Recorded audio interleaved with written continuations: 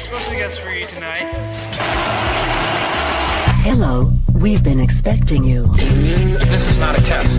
Your government and corporate overlords have implemented new measures for your own health and safety. We are just following orders. Everything is going to be fine.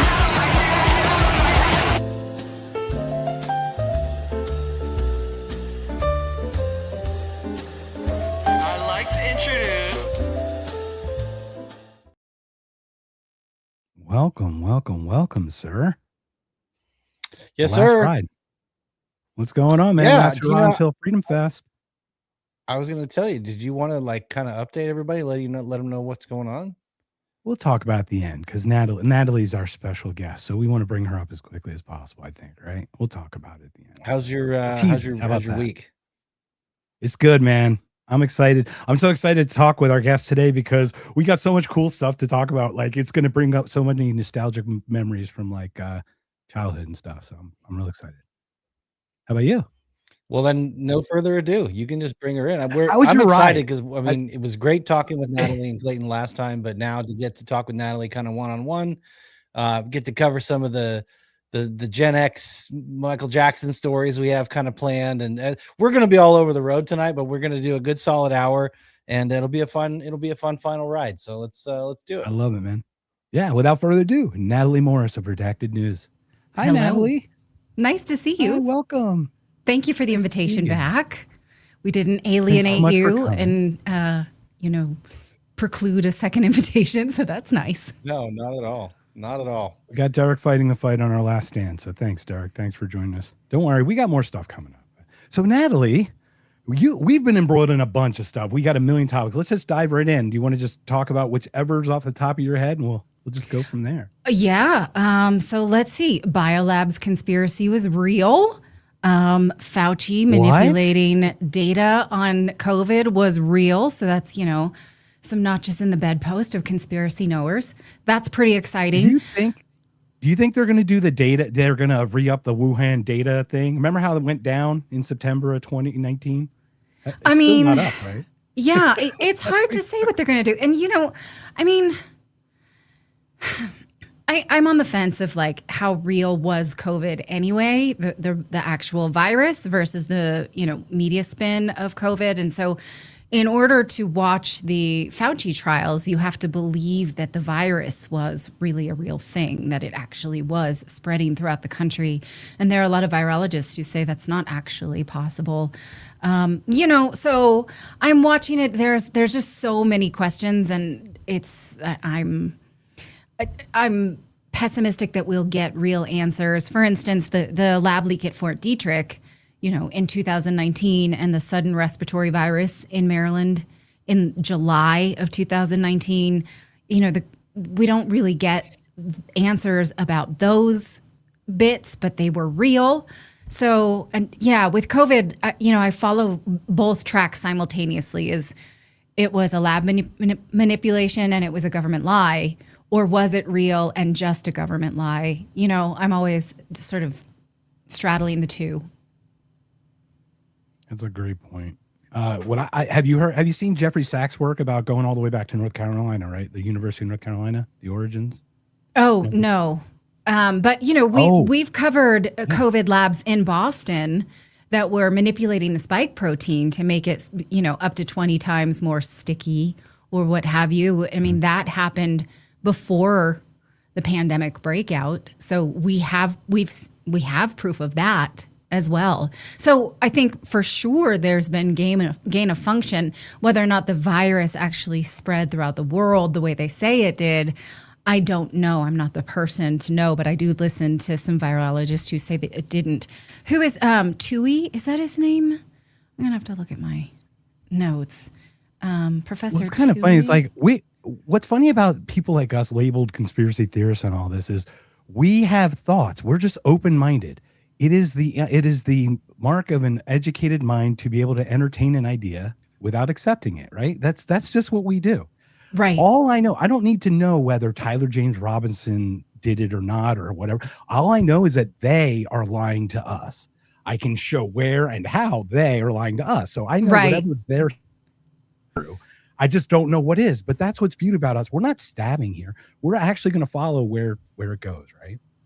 Yeah, sometimes in our line of work, all you get are the lies, and you never actually get the truth. And so then you're left to fill in the blanks. And a lot of times that's what's hard about this line of work that we do is we have to admit we know where the lies are. We're not exactly sure what the truths are that fill them. And so the questions remain. And usually the questions are the answers. So for instance, why would Anthony Fauci try to manipulate this data to show that it was not plausible that COVID was a lab leak when he knew that there was gain of function research on COVID, on coronaviruses? He knew that. He knew that gain of function was continuing despite Obama's ban on it. He knew that. He knew about various lab leaks. So the question is, did he do that to cover his tracks because COVID was a lab leak on his watch? That's the question, that's the whole. But now, I mean, aren't we past, didn't it expire now, the opportunity to prosecute? So that came and went, didn't it? I'm not sure because statute on the congressional hearing, I think, but one of them did expire this week. Yes. Yeah. And then, is the crime ongoing? Is there anything, that can be proven from when he left office? And these are the questions that, legal minds can answer. Is it worse that the academic manipulation? Because that is fraud. The worst thing was the mob mentality of this thing. Yeah.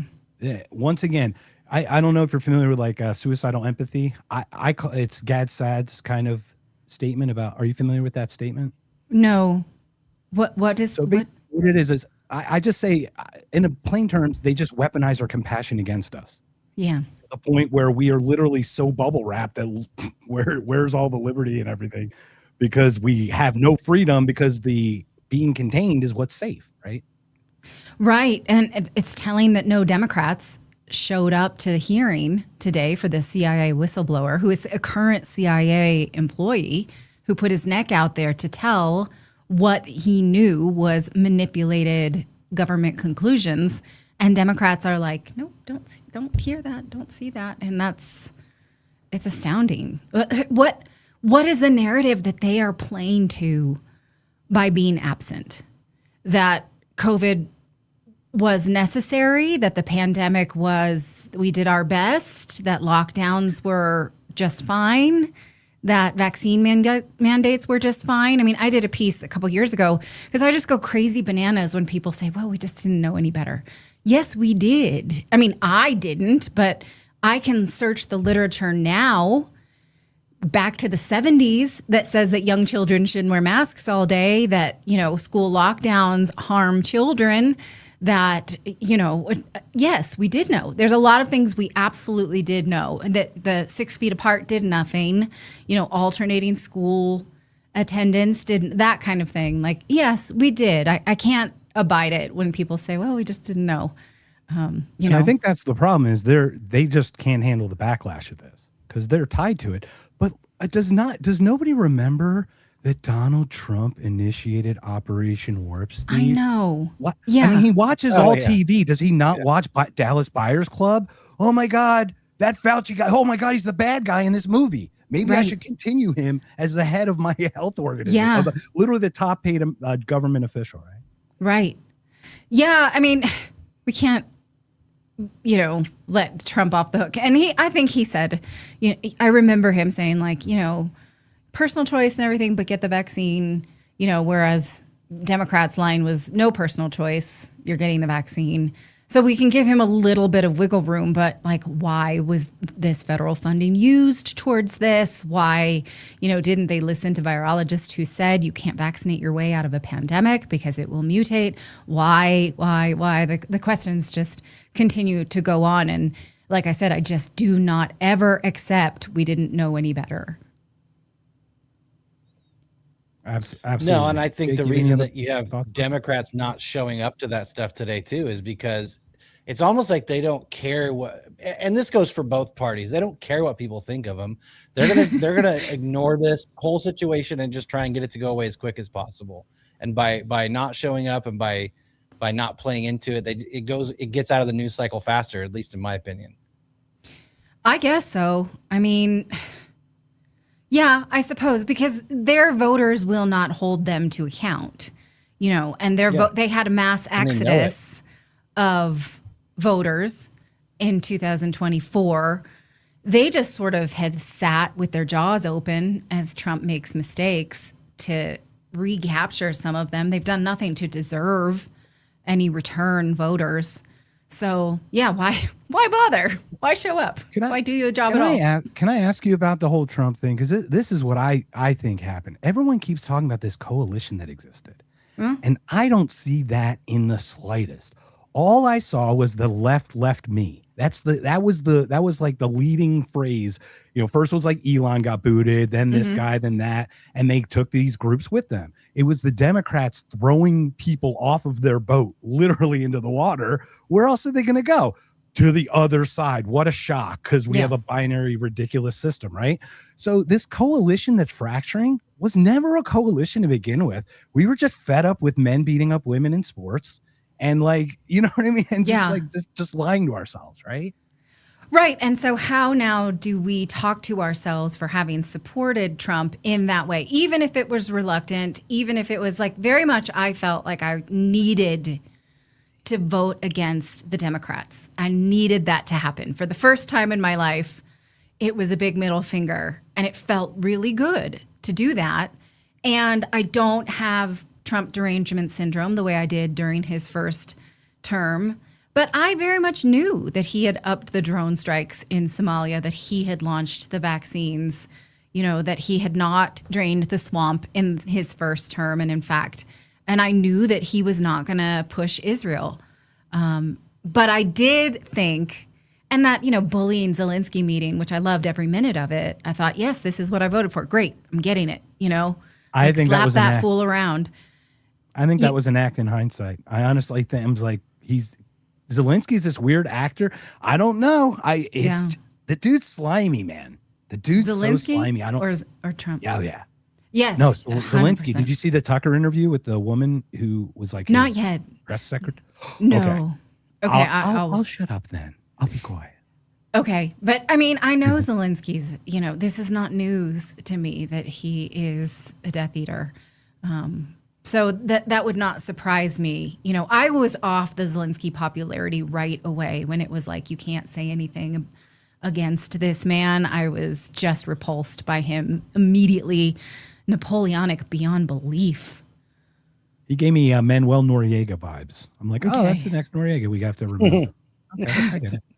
Well, did we have to remove Noriega? Was that really ours to do? Wasn't that Panama, right? Yeah. Isn't that what we did in Panama, right? So we installed him, didn't we? I thought we did. He was close friends with, I can't remember which, Bush? A CIA head. I don't think it was Bush. It was someone definitely. else. Well, yes. Remember, Bush Sr.'s name was Poppy, and not because he was a father figure. What do you mean? Because are you insinuating? Okay, so Bush Sr. Uh-huh. Is it Herbert Walker, right? Yeah.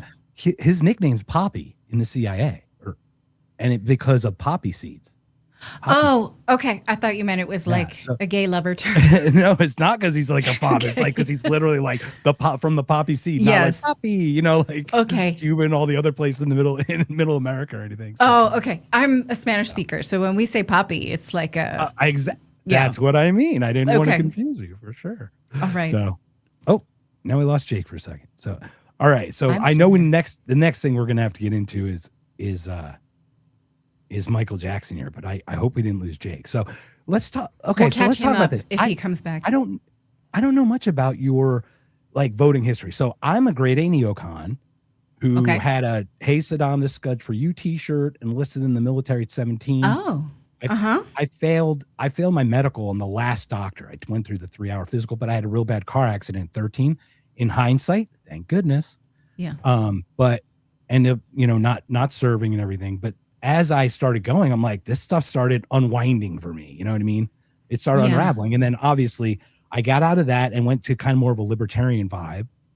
But then what I see is not the party, not the system. It's the people. Humans are actually the things that you can't systematically put into boxes because we manipulate and twist things. So I'd love to hear your thing. So I voted for Trump in 16 and 20, but I voted no to in 24. You voted. So I'd love to hear what in 24? None of the above. Oh, okay. None of the above. Yeah. Uh-huh. Oh, sorry about that. Yeah. So I'd love to hear your thoughts about Trump and how just your general vibes about it. Because I'm not aware of your kind of general. Well, I'm from California, so I was a very typical California liberal, and all I did was, hate on Fox News and hate on Trump and hate on Bush and hate on John McCain, and that's sort of what we do. And we don't listen to what they're saying for any substance. We just hate them, because we're supposed to, because that's what Californians do. Especially, I'm from the San Francisco Bay Area. And so I always voted Democrat happily, and I felt, I don't know what I thought of. My first vote was Al Gore, and voting for Obama, I felt like the first time, I felt for the cool factor, and he was anti-war. He was one of the few to vote against the wars abroad. And so I fell for that. The problem is I didn't see that he was a neocon too the second time around and voted for him again. And I wish I had, I missed that he was a murderer. I mean, he had Tuesday kill clubs where, Mossad was basically sending him baseball trading cards of who are we going to kill today. And he would sign off on it. And his White House chief of staff, Kathy Remler, is in the Epstein files saying, I'm getting a special award from the CIA. Why would the White House counsel get an award for the CIA, from the CIA? Because she was facilitating that. Like whatever Mossad was sending up for us to go and murder, we would just do it. I didn't know the stories of Bradley Manning at the time. I missed it. And then, I didn't vote for Trump. I was very much like, do you know what the Pantsuit Nation is? There was this whole feminist movement of women who were like, this is our moment. Was that the hats too? The hats too? That was after. The Pantsuit Nation was like the voters who were going to vote her into office were feminists. And I've since... That's Kamala's new party, I think, the Pantsuit. Yeah. And I've since soured on feminism too. But at the time, it was just like, you're a liberal. This is what you do. You speak this language. So I voted for Hillary. Again, I missed what she had done in Libya. I didn't think much of it. I didn't know, how she had tortured Iran. That 10-second footage of her having an orgasm when she hears that Gaddafi was murdered. Yeah, it's awful. That is one of the most disturbing. If that's not real time, just absolute disturbance. Is that he came, he saw, he died one? And then a cackle. Yeah, the cackle. Oh, while she's sort of getting mic'd up. She's competently evil. That's what's dangerous about her. She's actually competent. Yeah. Well, I will say too, I think Gore was my first vote in 2000 because I graduated in 97. So I was later I met Bill Clinton when he was running for re-election, but I couldn't vote for him. So yeah. Gore was my first. But to your point about souring on feminism, I don't know if you've seen Andrew Wilson's wife, Rachel Wilson, wrote an amazing... I read her book. Yeah. Okay, good. And she's been on our show. My wife. What does she think? She's halfway through it, but so far, there's a lot of things that, again, adjacent. I didn't have that viewpoint growing up, but a lot of things that I think women in our generation kind of grew up just assuming. And I heard Rachel on Rogan's show when I first heard her. I was on an airplane. I listened to the whole thing, and I was like, I bought the book on the plane and had it sent to I was really surprised it was so short, but it has it's not missing anything. It has everything it needs and not missing anything. So I gave it to her as a gift, and she really enjoys it so far. It's really upsetting. I find it so upsetting that we were sold this Sex in the City empowerment, and the Sex in the City women have lived long enough to be a cautionary tale. And, so many women in my generation are wrecked from it. Have you seen the Birth Gap documentary? And it's a lot about our generation and how, woo, feminism, go do your career, all of that. And I mean, it was the same for men too. And now there are just, millions of people who find themselves what he calls unintended childlessness. They always thought there'd be more time. I can eventually have kids. It's fine. I'll put it off. And then they're alone in their old age. It's tragic. Biology has an interesting way of kind of, I hate to say making, but compelling us to make certain choices at certain times in our lives. You know what I mean? Because biology, I'm just saying, just general biology, like just getting to tomorrow. You know what I mean? Like, obviously, as younger, you can have more children, be healthier during the birth. You know what I mean? There's a lot of benefits to youth in that, right? But it fights against the social things that we lay over top of the biological stuff. Yeah, exactly. Yeah, I'm disappointed, but I have 2 daughters, and I'm like, we don't do girl power. You can empower yourself however you want. It has nothing to do with being a girl, and we don't pit ourselves against men. And so, at least you can help the next generation reject that. And the problem is that feminism is sold to us as a rejection of the choices that our moms made. So it's very much like our moms didn't know any better. They didn't have the empowerment that we do. We are much wiser than them. And that's a very purposeful isolationist message, because then you don't go to your mom for advice. And when your mom says, like my mom did, maybe you should try to, be married by 30 so you can have some babies, and I was like, how oppressive. And the data shows that if you don't have babies by the time you're 30, you have a 50% chance of ending up childless.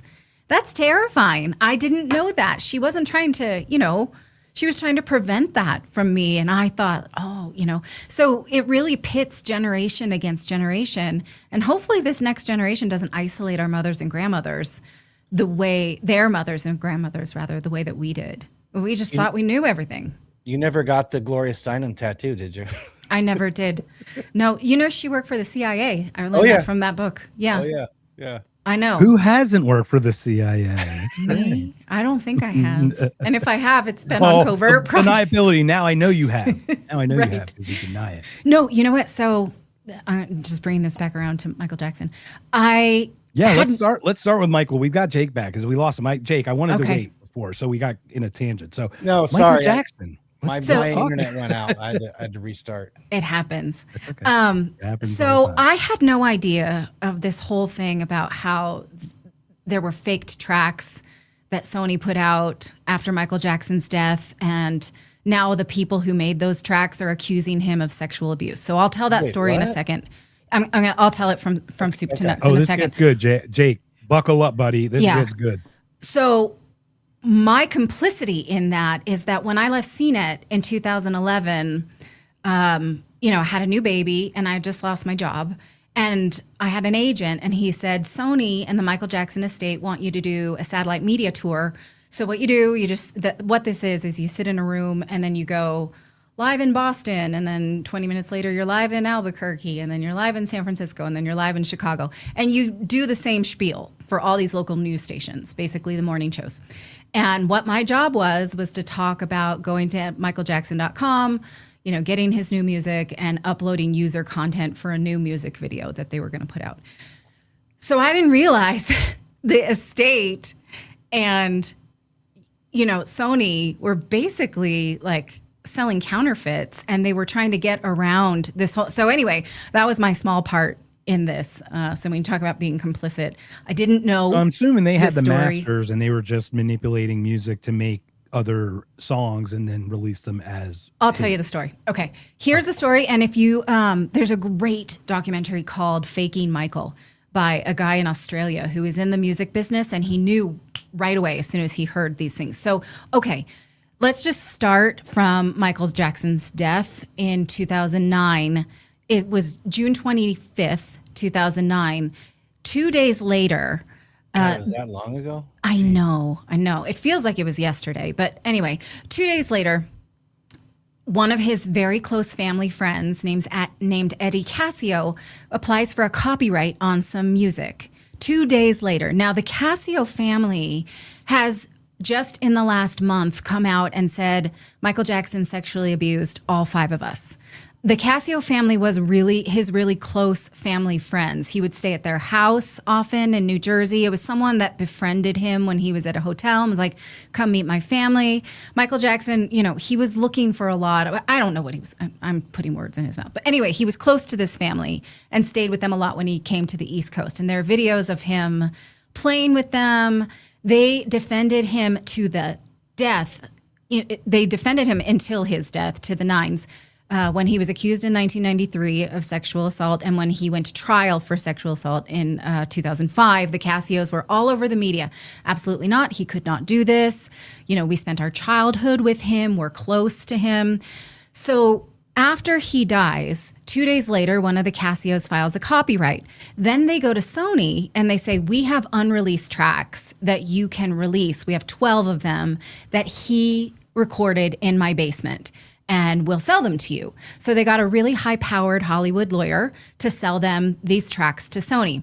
Jeez. The tracks then get to Sony. There's 12 of them, and they give them to producers and like, okay, let's use these. And then these we had when he recorded this one in New York and this one. And, they had a massive catalog of unreleased songs, but they also had these Casio songs.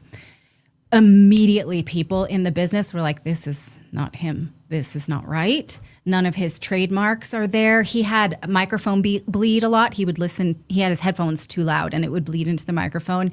The part in the movie where he's like snapping and clapping is true. He never could stay still when he was at the microphone. So his sound engineers always had to take that out. And the song is called, you'll have to listen to it later, that was released. It's called Breaking News. And it's lame as F. It's really lame. And the opening line is, everybody wants a piece of Michael Jackson. Oh, and my God. He would never sing his own name like that. No. He just never what? did. He sang about himself in the third person. What? Right. Never. So they were like, I've never heard. Okay, this is weird. We don't think that this is, valid, but the Casios were Michael's closest friends, so they couldn't have. But they said, oh, actually, it sounds like a guy named Jason Malachi, who was a well-known artist who sounded like Michael. And they're like, we're pretty sure this is Jason Malachi, but this is weird. Why would his closest friend say this? So it goes through, all of this litigation. The litigation is separate. So his family hears it, and his mom is like, absolutely not. This is not Michael. You can't release any of the Casio songs. We've heard them all. They're all garbage. That's not Michael. His nephews, his brother Jermaine, his people who had worked with him in sound engineering and recording for decades were like, we're not really sure.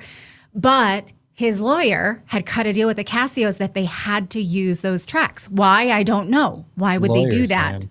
Yeah. Every time it's the lawyers. It's his estate. It's John Branca, who's in the movie. Yeah.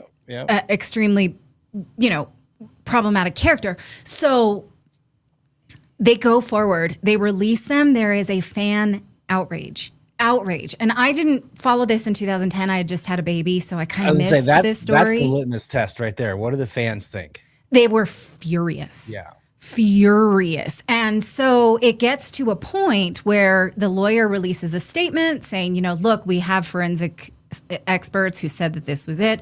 Before they had even done that, when the sound engineers and the family was pushing back, they had a meeting. They asked the Casio, and the other guy, I can't remember his name, is married to his sister, the brother-in-law. So it's the Casio family, and said, can we have the raw files? And they're like, that was destroyed because Michael liked his vocals so much that he asked me to destroy all the outtakes. Okay, well, do you have his handwritten notes on the songs? Destroyed. Do you have any other backups, any other pieces of this? Because his songs were always really stitched together with a lot of elements. Yeah. We have nothing. They have nothing. And they said, well, a lot of our experts don't really believe this. Would you be willing to take a lie detector test? No. And so Sony goes forward, releases 3 tracks on the album, and the fans are furious. It gets to a point where a fan litigates. A fan in California, her name's Vera something. She's like, I'm going to make them prove it to me because this is consumer fraud. It's the same as if I bought Cheerios and got, something else. Smart. We are defrauded. Yeah. And I don't know much about this woman. Vera Sargova, I think is her name. Let me see. Well, Milli Vanilli only offered me $1 for my Columbia House tape. Right. Baby, don't forget my number or whatever. Yeah. I don't know how I don't like. I didn't see any of this story at the time. Or I don't remember any. Of this I know story it was out there. highly buried because like we lived through it. We should have known this, but we were not entrenched in Michael Jackson communities, right? Her name was Vera Serova. Anyway, and I think the media buried this story largely. I mean, Oprah had the Casios on and said, there's a lot of controversy about this song. What can you tell us? And Eddie was like, I can tell you it's him. But at the same Oprah's time, a plant. Trust me, Yes. You gave her way too much credit today. yeah, I got to call you out on that. I'm going to we'll talk. What in a did I second. say Go about ahead, her? please. I don't remember. Anyway, okay. Well, you just said she was like on the forefront of things, and she absolutely was. But she also was spoon-fed this stuff. She had the largest interview in history on television with Michael Jackson, which led to her stardom. You can look that up. Her interview with Michael Jackson launched her career back in the day. Then she gets on the back end of Leaving Neverland and shits on him.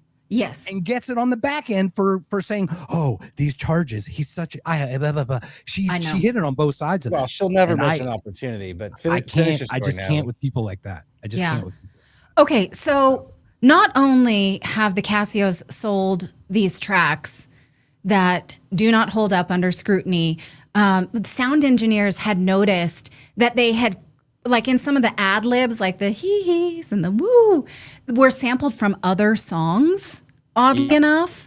They had sort of stitched together. Yeah. Because his stuff was so production heavy that it's easy to tell when those things are pieced. And so they were like, wait, this ad lib is from Earth Song. Why is that in here? He would never do that. What about this? It was just like there was a lot of pieces like that were so strange. And so Sony's lawyers released a statement saying, we have these forensic, studies done. We believe that it was Michael Jackson, but they didn't. They had internal meetings where a lot of people did push back. So that statement was a lie. And then the fan decides to litigate. And so this goes all the way to the California Supreme Court. And Sony tried to argue that they had a right to their opinion of it being Michael Jackson. So it was, they were admitting, on the one hand, they were not in a position to know for real because Michael's dead. And on the other hand, they should not be expected to have known.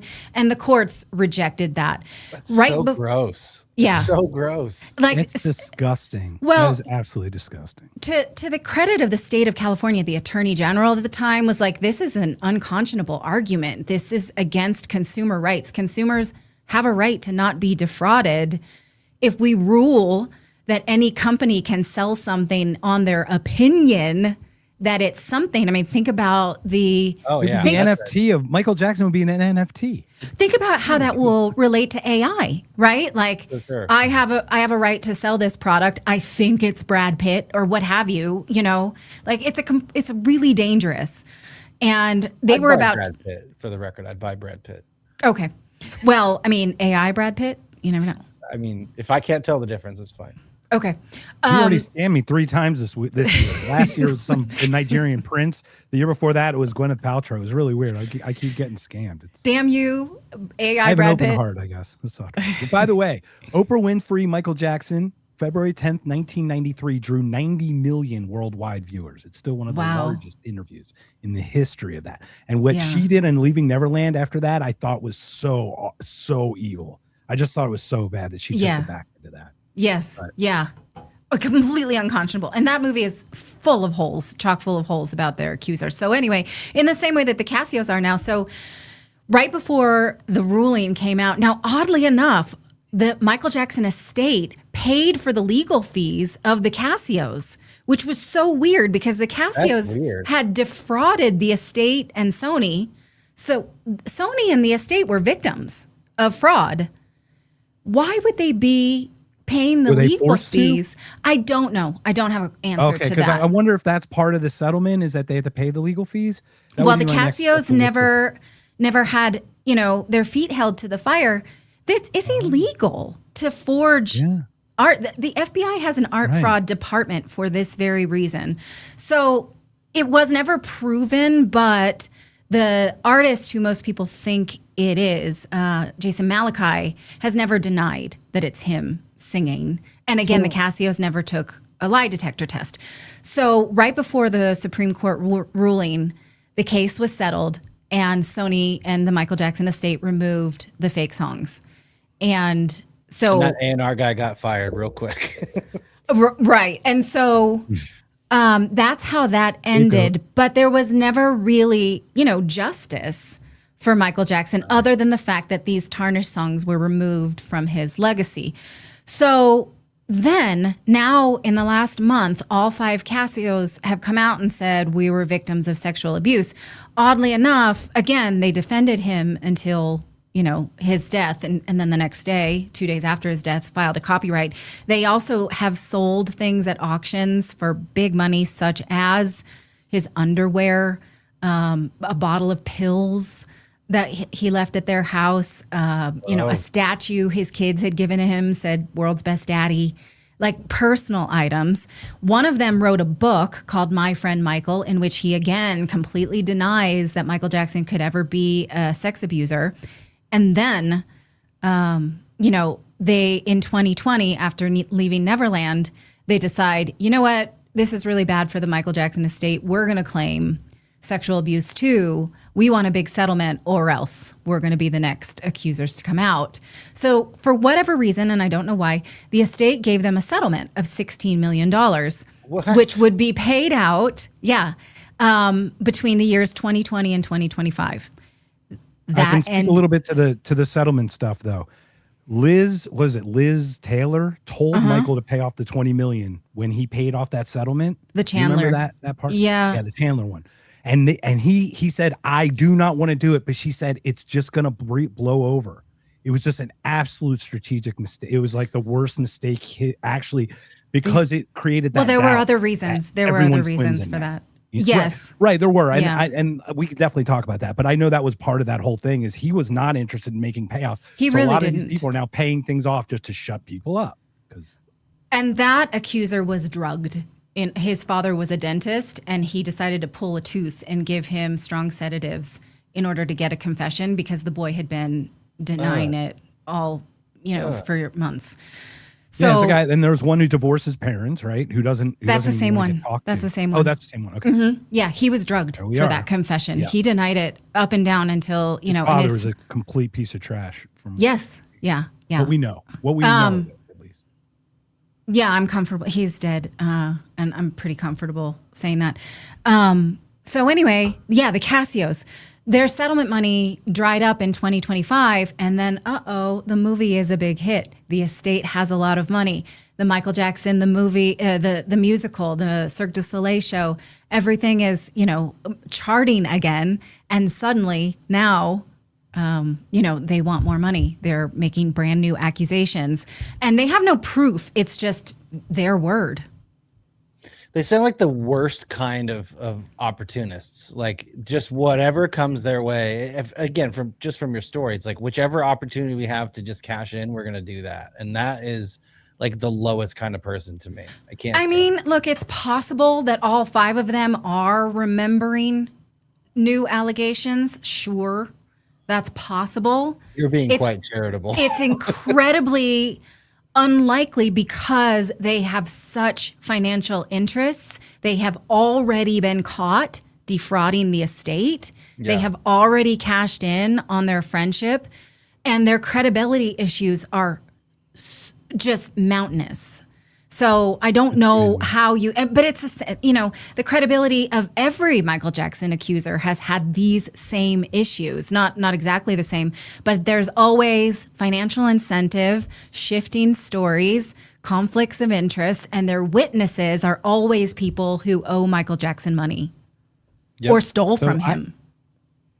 I've had the honor, like I mentioned, I had a 3-hour podcast, 2 hours, 45 minutes, something, with Taj Jackson. Michael's oldest nephew, about the allegations. This is back in August 2020. Leaving Neverland had come out that summer, and I'm not going to lie, I could not perform after watching. I was so disgusted by how that movie made me feel that I couldn't function for like a week. You know what I mean? Like I was just, I just felt just absolute dirtiness. And then I got online and I came across this woman, Jess Garcia, rest in peace. She passed away, long story short. But she talked with me because I had a friend who was molested by the Catholic Church. So we did a whole episode about the atrocities of the Catholic Church and things like that. So we swapped stories, and she shares with me this documentary called Square One with Danny Wu. And I don't know, have you seen that documentary? I haven't, but I know what you're talking about. Absolute, a must watch. It was on Amazon Prime. It blew up, and then they yanked it. Just like everything else, they yanked it. So this is where I'd want to go with this, only because we talk about how Michael Jackson passed away. Yes. By accident, whatever. Fahim Muhammad. Are you familiar with Fahim Muhammad? Yes. The bodyguard. Could you? I'd love to hear your take on the Fahim Muhammad thing. And I don't know, Jake, if you know this, but this stuff, the way you connect things, and this is what we do as conspiracy theorists, we just connect the dots. It's not that difficult, right? Yes. I want to find, because this was actually Clayton's find. I admittedly don't have any. I mean, like Natalie was saying earlier, like, I'm surprised I don't remember any of these stories because they're right. I don't remember that one at all. Paid attention to stuff, but really quick to summarize, like my experience with Michael Jackson was I never was really into the later. I love the Jackson 5 stuff. It wasn't music that played in my house. I had to kind of go out and find it. Mm-hmm. And I really loved the Jackson 5 stuff. Other than the big hits that he had on his solo stuff, like I really didn't get into any deep cuts or anything like that. But I grew up in Ventura, California, which is right near Santa Barbara. And so I remember when I was older, I drove up to Neverland Ranch because I was just curious to see it, because he was this kind of like media, like enigma. He's just kind of this weirdo, everybody, for lack of a better term. And so it was fascinating in that regard, but I never really followed the stories much. And I will say that it's, other than making jokes at that time, because they were easy punchlines to make, like, I don't know anything about this until I saw some of these documentaries. And to Mark's point, like, they didn't pass the sniff test, so to speak. And I'll just say that, in my opinion, when it comes to these types of quote unquote scandals, there's more to it that obviously that I don't know, but I will say that the music, and like, people still listen to, I still listen to Michael Jackson music. Mm-hmm. I still listen to Jackson 5 music. People don't listen to R. Kelly. People don't listen to some of these other artists that have been accused of things. Their streaming numbers just fall off. But I think the truth is in the fact that his music is still listened to. And I think the majority of people don't buy it. Even if they don't know why they don't buy it, they don't buy it. So that's my 2 cents. Yeah. Yeah. And a lot of this, I think, is purposely suppressed because, of course, a story about, Sony being scammed and putting out fake music. It's not in the media's interest to do so. And to make the connection between the Diddy lawsuit, Fahim Muhammad was the bodyguard of Diddy. He's in the Diddy indictment, and also was a bodyguard of Michael Jackson just before he died. And also, oddly enough, there's this, local news. The first to find his body. Yes. Yeah. And he got a business degree in college, graduated, and became the head of security for Michael Jackson. Yes. Yeah. Like, or something like that. It's like, are you kidding me? Like, it would be. And Michael Jackson, it's not like he knew him. It wasn't like he was a nepotistic hire. No, it was a weird, like, handler kind of hire, right? Yes. Like, it's weird. Yeah. I don't know. That's a bit of the story that I still want to research more. Who was he crossing and whatnot. I think, having spent the last few years studying the Epstein files, it's wild to me that the FBI can have emails where people are saying, great, a new Brazilian girl, she's 9, let's get on that. Okay, there's some new things that we're going to do tonight. Like, did you, treat her rough? Did you do this? Like, they have enough real evidence of pedophilia and, sex crimes. And they sat on that. And then you think of how the government went after Michael Jackson.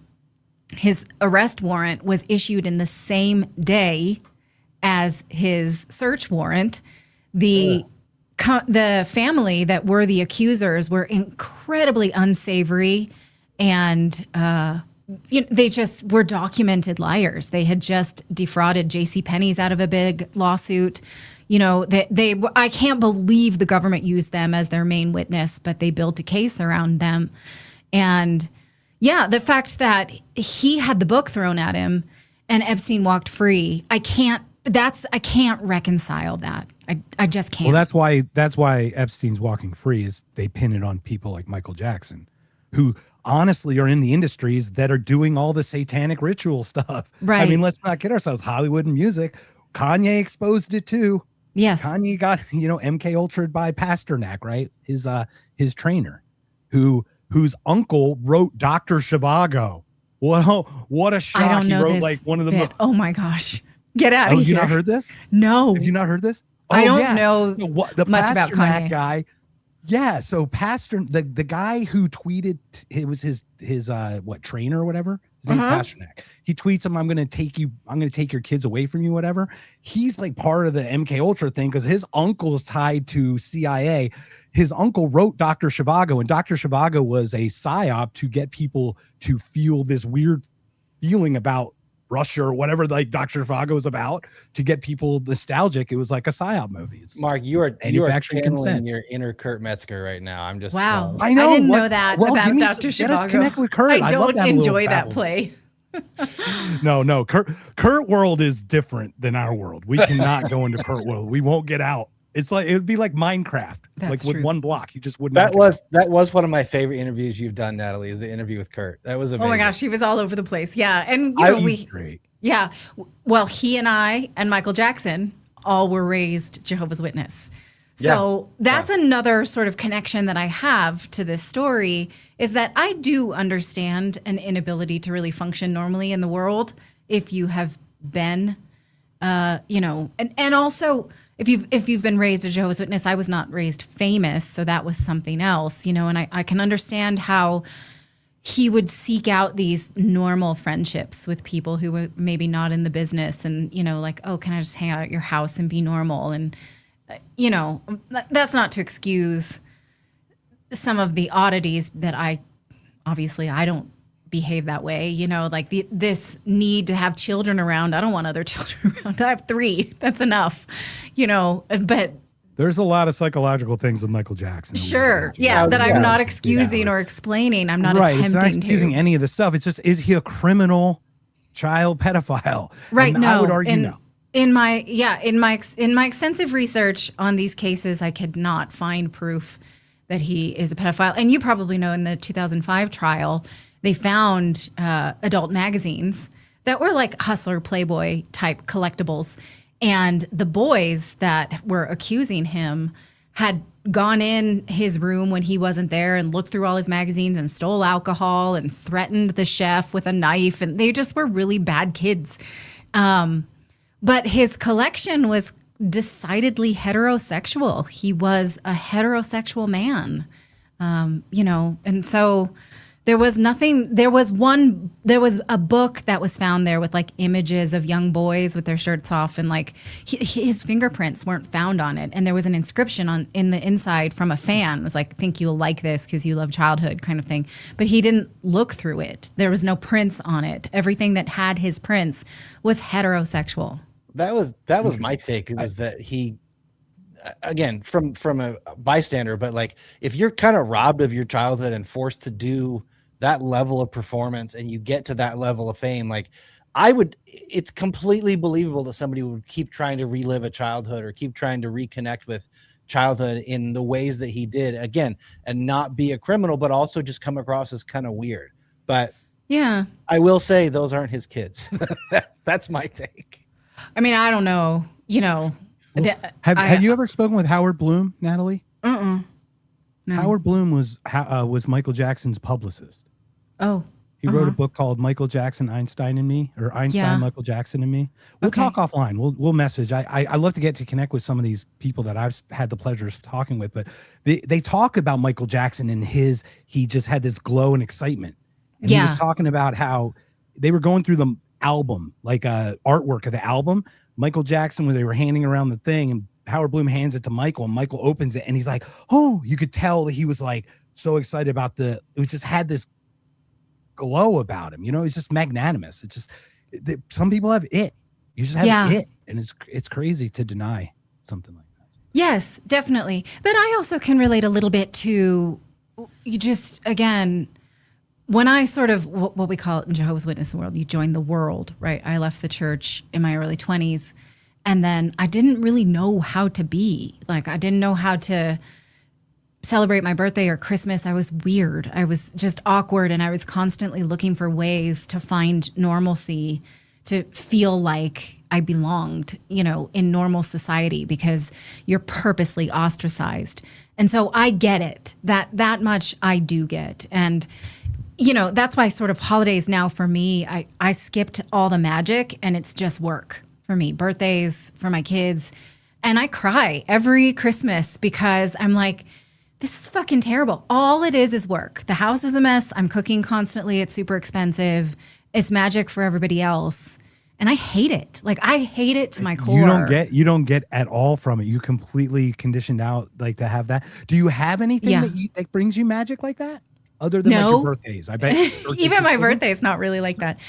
I mean, I do really work hard for my kids. Don't mean anything. How many have you guys ever forgotten your birthday? I've forgotten my birthday before. I've forgotten my age. Someone wished me a birthday, and I'm like, what? Yeah. No, there's nothing like that for me. I just, but I work really hard to do it for my children. And so to watch them really embrace it, and their, you know, childhood is magical in that way. And then I try to like hide it, and they know that at some point in this holiday, mom's going to cry because she just can't take it's like, it's pressure. It's pressure to create a magic that everyone else talks about that I didn't experience. And yeah, it's torture. I hate it. So I can totally understand that perspective. I totally can. A lot of people probably can't even perceive that, but that's unfortunate. Well, but can you live vicariously through your children? Then you live I do. But you know, when they're a little bit older and we're not, you know, I still have, my youngest is 9. And when there's no longer the characters of the holiday belief, I'm not going to do it. I'm going to go away during the holidays. Like, right.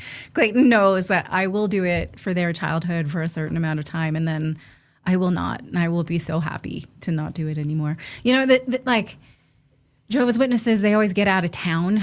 I was raised in Northern California, so we always went to either snow skiing in Tahoe or Calistoga. We would go to some spa treatments and stuff and just get out of town for the holidays so that we weren't just seeped into everything that we were missing. And it's cheaper because you're not buying gifts for all of these people.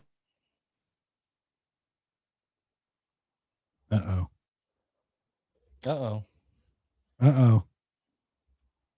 Oh no. I'm glad I'm not the only one. Oh no. Come on back, Natalie. I'm glad I'm not the only one. My internet took a... I know yours did. Mine did last week, the week before. Well, we'll let her unfreeze. Perhaps she can jump back on here. So Jake, man, last show. This was awesome. No, this was amazing, man. This is good. I had a couple clips pulled, but I don't even care if we don't get to them. Yeah, I mean, I let's do it if we get Natalie back. Do you want to hit him now, or did you want to get Natalie's feedback on him? No, I was just gonna add too. Like, I don't know how you feel about Christmas, because I know you don't have any kids, right? So it's like, for me, Christmas is I have mixed feelings on it. Like, it's all about, to me, it's a kid holiday anyway. It's like so's Halloween. Halloween's a kid holiday. You'll never catch me putting a costume on as an adult and going to a party. Like, if I just do that as an excuse to get drunk, I'll just go get drunk at the party. I don't need to get dressed up to go do it. So Christmas is the same way, in my opinion. And I love doing things for my kids. I like to go all out for my kids, but there's no like magic or joy in Christmas for adults. And I didn't have that experience like Natalie, as far as, being raised away from it. We celebrated Christmas really strong and very regularly. I mean, I got a new dirt bike for Christmas one year. Like, we had good Christmases, but there's a certain point where it was just like, I don't know. I don't even know when the switch happened, but now it's like, I just loathe the whole thing. All the setting up of, decorations and tearing down like the whole like rigmarole or whatever you call it of doing Christmas stuff. It's like I'm over it completely. Yeah, it's kind of we're not going to end this on a bitch fest, but to your point, man, my Christmases were glorious, man. They were awesome. My parents did everything. We're a German family, so very traditional Lutheran. So we do Christmas Eve. So we do dinner and then do all the presents Christmas Eve and then go to sleep and then wake up with everything already. What's that? Yeah, all that stuff, right? And it was great. And on paper, my family was awesome, man. But we all have stuff that we don't know that we don't know. You know what I mean? Till we kind of pick at the scabs a little bit. And the stuff that I uncover is like, whoa, right? So I don't have any of the family stuff. Like my parents are the most amazing people in the world. But like it was tough with the parenting thing. Stream reboot. Welcome back. Yeah. I okay. apologize. Hi. So I'm gonna have to use laptop cam.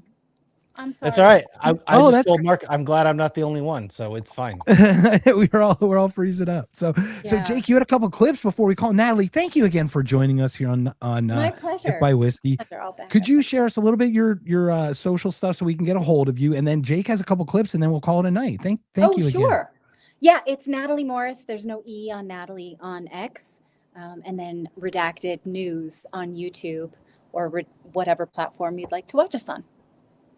And I can vouch it's a hell of a show with amazing production value. But like, I've had people come over that kind of don't watch it as regularly as I do.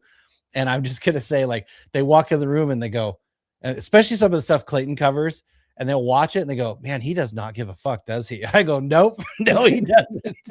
Open your mind when you watch this, guys. Don't fight it. Just let it be. Let it kind of like conscious. Let it flow through you, like you're meditating. Let the words flow. You don't have to catch anything. Just let them talk. Listen. Right. Good. Although when we go to social engagements, I'm like, no 9/11 talk tonight, honey. No aliens. Don't say Tower 7. Don't say Tower 7. Don't ever say Building 7. That's Clayton. That's Clayton's white whale is Building 7. Yes, I swear to God. Have you guys had Clint Russell on yet? Yes. Yeah. The Liberty Lock Pod. Yeah, Liberty Lock Pod. Yeah. He's so good. He's amazing. Yeah. He's we had him on. Yeah. We've had him on before. I think we're going to see him hopefully at Freedom Fest and try and get him to come on. We're going to do a live panel show there. So cool. But I had this interesting clip because he did an episode yesterday, I think, where he was talking about kind of how everybody's throwing the word Fed around and how, everybody just labels somebody a Fed. And the problem is it's kind of like, crying wolf. It's like, there's some people who really are, and it's not beyond, comprehension to think that we're not having people, compromise media space by getting in and trying to do these, astroturf, stories or whatever you call it. Just the same thing with, like, was it Gretchen Whitmer getting kidnapped, and most of them were all FBI agents, like that kind of thing, right? However, the term being thrown around quite a bit, and he kind of covered this a little bit, but I digress. The whole thing that I wanted to show was the way that he was talking about Nick Fuentes, and I've got really mixed feelings about him too. But I just wanted to share this and catch at least Mark's opinion, but yours especially too, now that you're with us. Okay. But give me a second. Let me pull this. All right.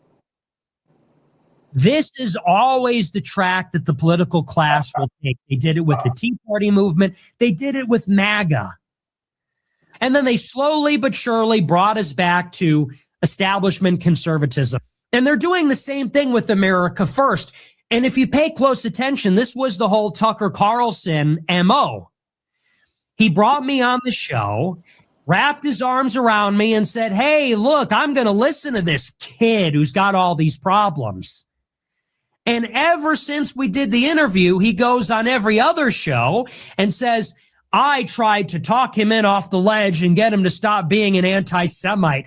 He hates women because he's afraid of women. Oftentimes what I see Nick doing is he takes what could be sincere, genuine differences of opinion, which I think are sincerely held by Tucker Carlson, Dave Smith, myself, a whole bunch of other people, Ian Carroll for that matter, and he extrapolates it into us trying to steal his movement, trying to take away his, I don't know, his platform, whatever he's built, whatever he's created. We're trying to use it for our ends and discard him. No,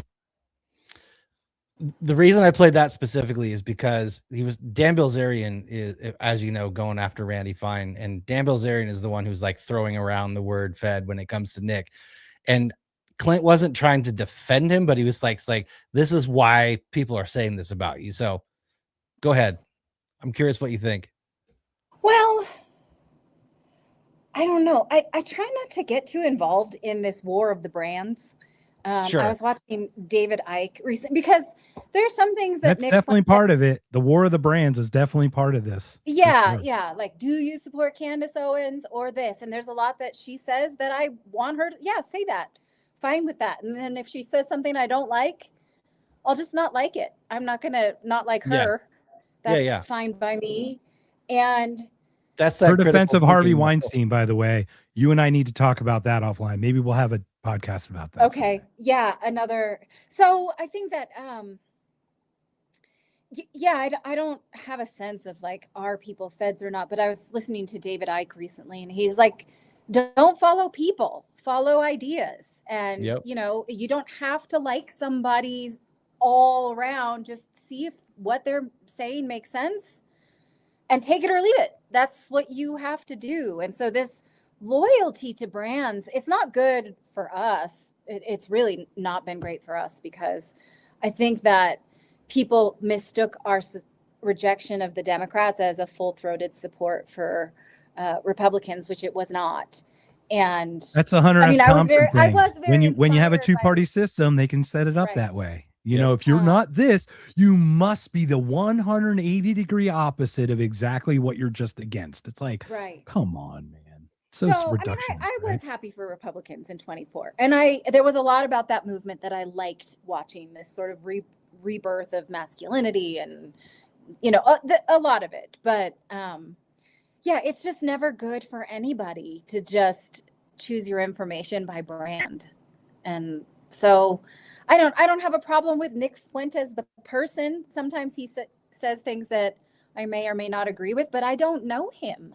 So it's not for me to say what he's like or what his motives are any more than, the brand that I would say I know the best of all of those people is Tucker Carlson, because our families are friends. They've always sent us baby gifts and Christmas cards and things like that. And but beyond that, like, I don't know these people. So I think it would be good to see how they actually treat you at a barbecue, right? Like, how's Nick with people around him, not like what he says. How is he when he's with people? Yeah. Like, I don't That's know. That's the right way to be, though. That's the right approach, is to judge an idea or judge a stance on something versus just going, okay, well, I like this person, so everything they say I must have to just agree with. Right. And we saw how many people then, were pro-Zionist, and a lot of their followers, they're like, what? Wait, what?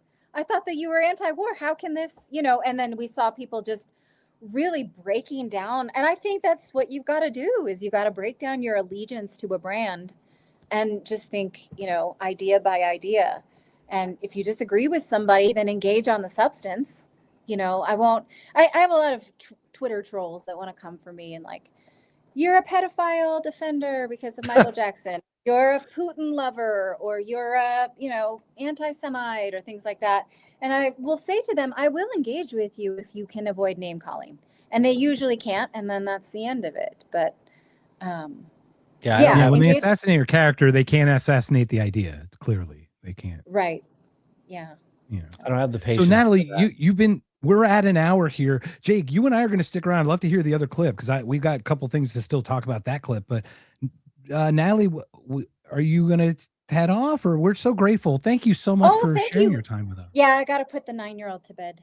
So no, thank you so much for coming on. We appreciate it. Thank you. Our final show, and it was so great. Thank you. You really sent us off with such a great send off. What do you mean your final show? You're ending your show? We're sunsetting If by Whiskey, actually. This podcast. I'm continuing mine called Knocked Conscious, which is going to be much more spiritual. I had a near-death experience, out-of-body experience. I could talk starseeds. I can talk past life regression. We have a lot of things to talk about in a different way. like very Ikey stuff. But Yeah. Jake and I collaborated on this for it's been 6 months, Jake, if you could believe it. We did 6 months together. And it's just And one of now these Mark's things where breaking I'm up kind with of me. losing the focus on both, trying to juggle both. And so I'm going to It's kind of hard. go a little, and it's getting this politics stuff. It's a little, I'm kind of over it a little bit. Cause like the I get people are it. the same, you know, it's Yeah. the human condition that hasn't changed. That actually is the oil or the fly in the ointment. And I don't mean that in a bad way, because it's also the beauty of the human condition that makes, you know, art and music. So it's just what life is. And, you know, we just have to manage it. So, All right, gentlemen. anyway, Well, Thank you. thank you for inviting me thank on. you It was so fun much. to chat. Thanks very much. Have a We'll see great you. day. Talk to you Natalie Morris of Redacted Okay. News, everybody. Take care. Bye. Thank you. All right, Jake, let's finish. Okay, so yeah, the Nick Fuentes thing. Have you seen people be a certain way, disappear for a bit, and then come back very different? Yeah, No. I mean, and also the Remember when dude's Jon young. Stewart did the thing about the COVID thing and then disappeared, and then all of a sudden had to play back, you know, get back in line. Yeah, Remember when I he was mean, and on, also he's young. Like, I give him a pass for, like, Right. he's been in the media space for a while. He talks how many hours a day? Like, he's gonna say some shit I don't agree with him. To Natalie's point, like, it's not always a matter of like, oh, I like him or don't like him. I don't know the guy. Like, sometimes he says some things about the America First stuff. So I'm like, okay, I'm in line with, not in line, but I'm aligned with some of those ideas. But then some of the stuff about like voting Democrat in the midterm, like, we don't have to go down that road, but like, I'm so black-pilled at this point where like he says some shit, like, me too. all right. Well, that's all the point. And to your point, is like, I'm not calling him anything or anything, but it's weird that certain things change, like the Israel stuff he just dropped, and you're like, that seems really uniquely odd considering it's such low-hanging fruit. It's always a winning argument, and he wants to win. You know what I mean? It just seems weird that for sure. Well, that was a good segue for this last clip. So yeah. So, but if I may, though, the other thing about this too is like, obviously we've changed our minds over time, but like, he obviously says stuff to be provocative. But do you know about the America First thing? Is America First named after him, or did he name the show? Like, who literally coined the America First thing? Because I can understand him having an ego attached to the name and it's mine, but I'm not agreeing with it, but I could see the perception of that. I mean, it's not, I don't know who came up with it, and it's whatever it is, it's second to this one. Anyways, this one's better. Yeah, right. I'm just saying because Clint said that, right? Remember when Clinton was like saying like, you know, he coined it, so or whatever. It's like it's his show, he named it, so of course he's like tied to it in some gatekeepy way, right? That's the first mistake. Like, you can't be married to your ideas. You can't, you know, it's Yeah, cool you came up with something that was catchy or something that describes it. Okay, well, as soon as you put it out there in the public, it's not yours anymore. It's like releasing a song. As soon as you put that out there, people are gonna interpret it. They're gonna digest and process that song completely different than you ever intended for somebody to do. It's not your song anymore. And Derek, I have no idea what you're talking about. You shut your mouth. All right, I got one more. Yeah, for so you. we got one more, man. Yeah, let's take it home on this one. And this is I really, again, not to be like, I don't know the guy, but I really do enjoy most of what James Lee. Some of the stuff I'm like, all right, but I really do enjoy most of what he put. But this is interesting. He's been talking about the LA mayor race and Spencer Pratt and some things I had no idea about. And again, casual passerby, why, like, oh, now I'm paying a closer attention. Iceberg. Just to catch everybody up, I reposted a video of Spencer Pratt, who is running for mayor of LA, wishing Israel a happy birthday, a clip that has now gone viral with 1 million+ views on Instagram alone. Happy birthday, Israel, to 70 years and 70 more. It's almost like no matter who you vote for, you get Benjamin Netanyahu. Like, tell me, is this a humiliation ritual for anyone who wants to run for office? Serious question. Well, yesterday I dropped another bombshell, a private DM between Spencer Pratt and an LA voter, and it's, you can see here, up to 1.5 million views, where he called anti-Semitism a quote-unquote mind virus. He also accused current leaders of playing far too cute with anti-Semitic tropes, and he also promised more LAPD presence around synagogues and Chabad centers, and says that the DOJ should more aggressively prosecute anti-Semites. And boy, are people pissed at me. Bro, That last thing looks like you hit the guy. Remember Mike Tyson's Punch Out? Ooh, Yeah, like when he gets punched in the stomach.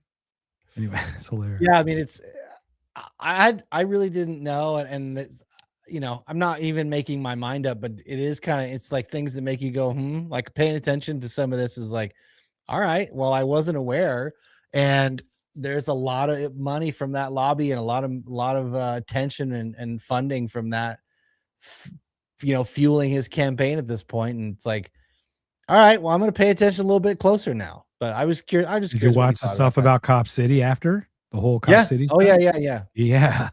That's the whole point, right? There's like an 85-acre facility in Georgia, just outside Atlanta, called Cop City.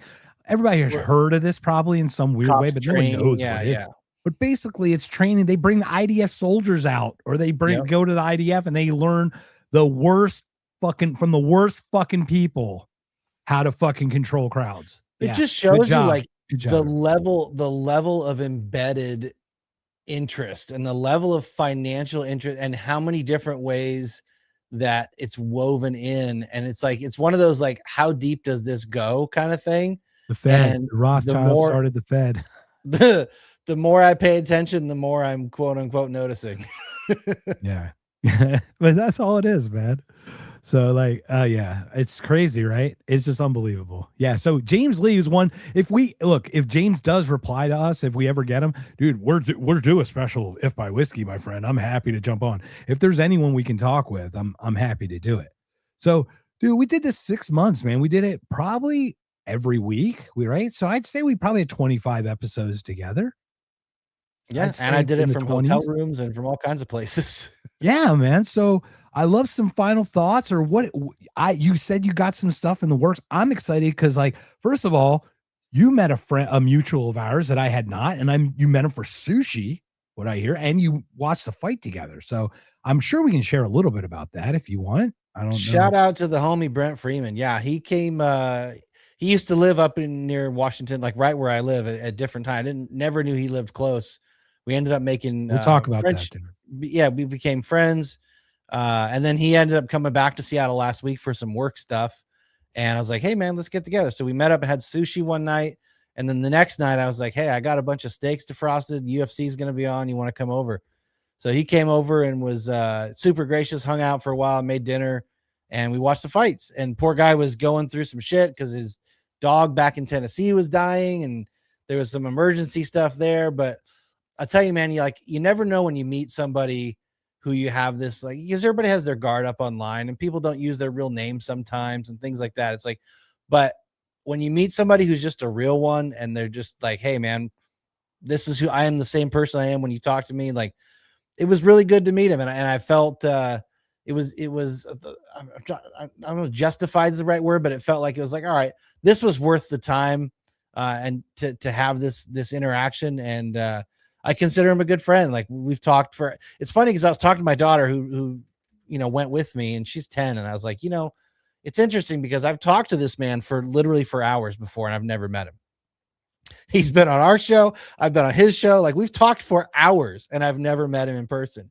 And it's just the kind of this new, reality of you can kind of know somebody before ever, like, physically, meeting them. But, no, it was great. It was good. I got some things I'm trying to cook up, but when it comes to the podcasting thing, I enjoy the back and forth. I enjoy doing it this way. I really respect the way James Lee does a show, the way Clinton Russell does a show. I really respect that. But I'm at the point too where there's only so many times I can say "and the Fed." There's only so many times I can say "nullify." That's where I'm at, man. I love these ideas. I love these conversations, but a lot of the people in our arena, whatever you want to call it, kind of say the same stuff. And it's no shade on anybody. It's no disrespect. And I know how, because it's real. It's truth. I mean, it is true. We're on the right side of this, but at the same time, like, it's taxing to just say the same shit all the time. And so being stuck on the political stuff is, it's good to talk about, but at the same time, like, how many times are you going to talk about it? So that's maybe where we'll I'm collaborate on some stuff.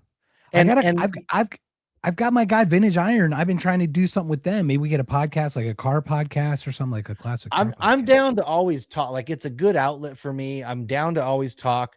I don't think I'm going to do my own show for two reasons. The biggest reason is I've got a 1-year-old and I've got another one on the way.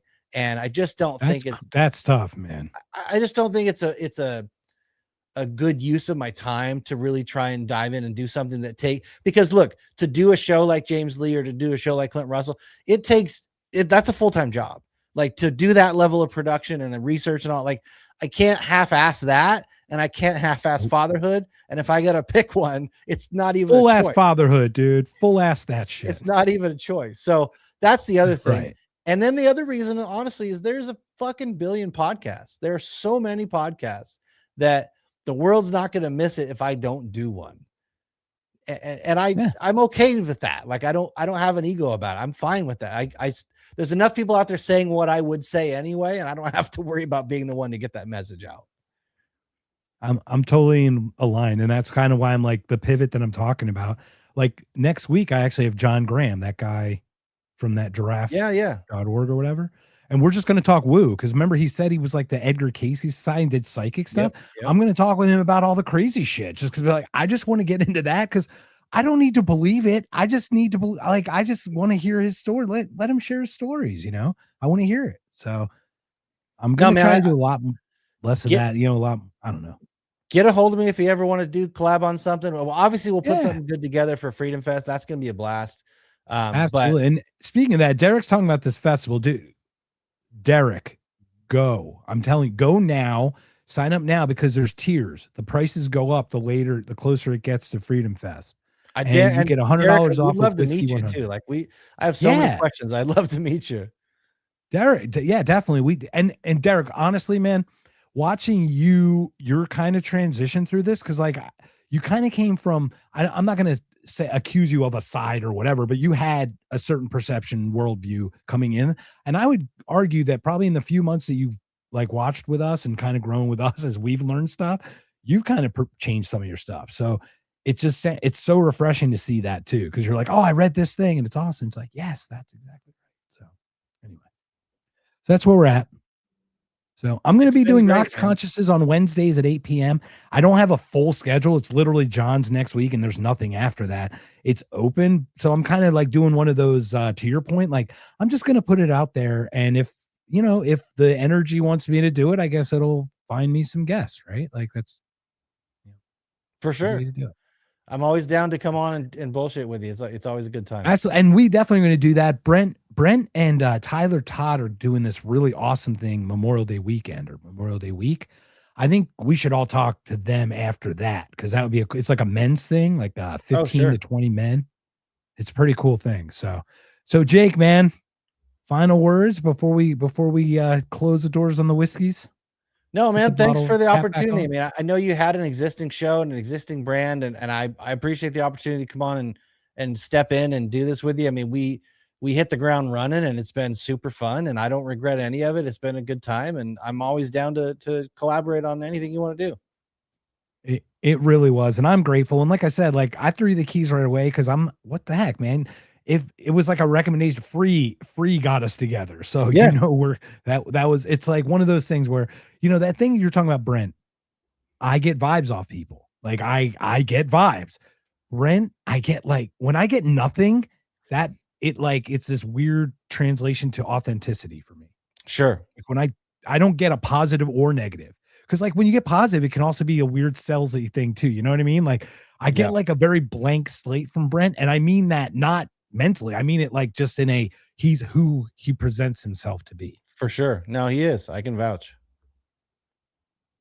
This is genuine. And when we meet in Freedom Fest, I'm going to look forward to that. We're going to have some dinner stuff. Dude, why don't we go to UFC?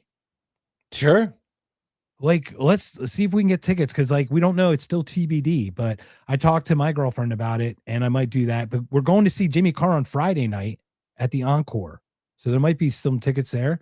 That's a fun night. I think it starts 8 p.m. But I'm still trying to get him to come to Freedom Fest. Jimmy Carr is the only person that has a weirder laugh than Tucker Carlson. Oh, oh, oh, oh. That's exactly what I've been studying that one forever, man. By the All way, right. if you haven't watched it yet, watch the roast of Kevin Hart. That's all I'm going to say. I will do that right now. Well, I think do you want to read our final from Richie? Rich, this is your buddy doing this. Cheers to you too, Rich. His son just had his first birthday today, so. Oh, happy birthday. That's awesome. Well, thanks for Happy spending birthday to some time with Weston. us, Rich, on your son's first birthday. But get back to your son's first birthday, man. That's pretty important. Thanks, man. It's right, been man. good. Jake. All right. Well, thank you so much, Jake. Are there any final words? Anything else how to get a hold of you or anything for everybody? No, I'm at Left Coast Speed on X, and it's my only social media. And come holler. I enjoy engaging with people, and I don't have the desire to go back and forth and argue, but I do have the desire to put some ideas out. So you can find me there. All right. So, Derek, If by Whiskey podcast at proton.me. Jake and I still are in that. So shoot us an email, bro. We were talking, you said you wanted to, or knocked conscious podcast at gmail.com. So either one of those we'll get you, Derek, because we're both interested in that. So Jake, again, man, thank you so much for the awesome times. And by the way, I will say you have a way of getting guests that I just still am scrambling to even get. I can't even get guests that you already got for us. That's how. So kudos to you on your tenacity and your ability to do it, because I am obviously not, I'm mentally challenged in that way. Well, I've always stick enjoyed around, doing that. Stick around on the backside. We're going to play this outro for the final time. Guys, everybody, we'll see you guys at Freedom Fest, July 8th through the 12th. It's gonna be a banger. Everybody, take care, everybody. Bye. See you then. Thank you, everybody, for joining us on this Wednesday night. This has been If by Whiskey, and we hope you have a wonderful, wonderful evening. Subscribe to If by Whiskey. Fuck Liberty Lockdown. Subscribe to this show. Nunca más.